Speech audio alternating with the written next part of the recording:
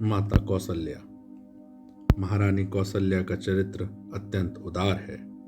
ये महाराज दशरथ की सबसे बड़ी रानी थी।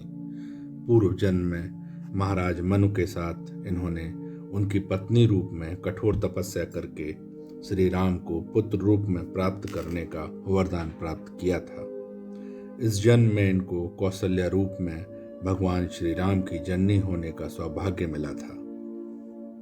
श्री कौशल्या जी का मुख्य चरित्र रामायण के अयोध्या कांड से प्रारंभ होता है। भगवान श्री राम का राज्याभिषेक होने वाला है। नगर भर में उत्सव की तैयारियां हो रही हैं।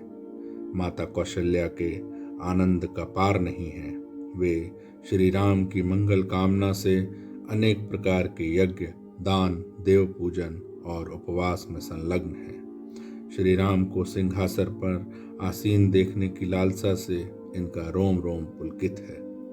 परंतु श्री राम तो कुछ दूसरी ही लीला करना चाहते हैं। सत्य प्रेमी महाराज दशरथ कैकेयी के साथ वचनबद्ध होकर श्री राम को वनवास देने के लिए बाध्य हो जाते हैं।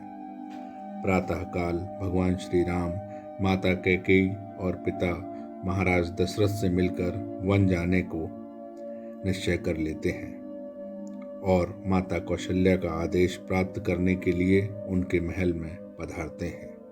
श्री राम को देखकर माता कौशल्या उनके पास आती हैं। इनके हृदय में वात्सल्य रस की बाढ़ आ जाती है और मुंह से आशीर्वाद की वर्षा होने लगती है। ये श्री राम का हाथ पकड़कर उनको नन्हे शिशु की भांति अपनी गोद में बैठा लेती हैं और कहने लगती हैं, श्री राम, राज्याभिषेक में अभी विलंब होगा। इतनी देर तक कैसे भूखे रहोगे? 2-4 मधुर फल ही खा लो। भगवान श्री राम ने कहा, माता, पिताजी ने मुझको 14 वर्षों के लिए वन का राज्य दिया है, जहां मेरा सब प्रकार से कल्याण ही होगा। तुम भी प्रसन्नचित्त होकर मुझको वन जाने की आज्ञा दे दो।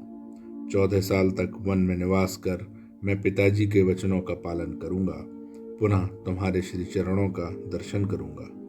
श्री राम के वचन माता कौशल्या के हृदय में शूल की भांति बिंध गए। उन्हें अपार क्लेश हुआ।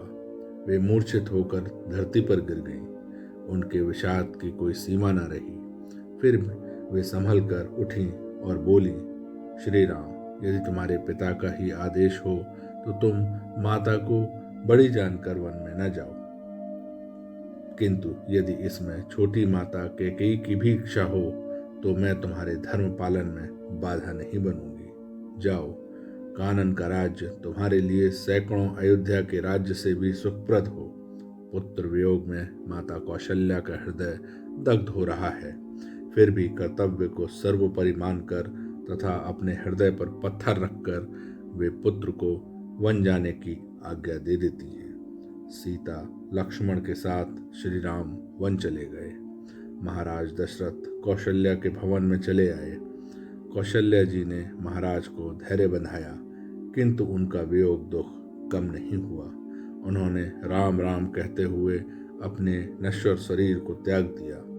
कौशल्या जी ने पति मरण, पुत्र वियोग जैसे असह्य दुख केवल श्री राम दर्शन की लालसा में सहे। 14 साल के कठिन वियोग के बाद श्री राम आए। कौशल्या जी को अपने धर्म पालन का फल मिला। अंत में ये श्री राम के साथ ही साकेत गईं।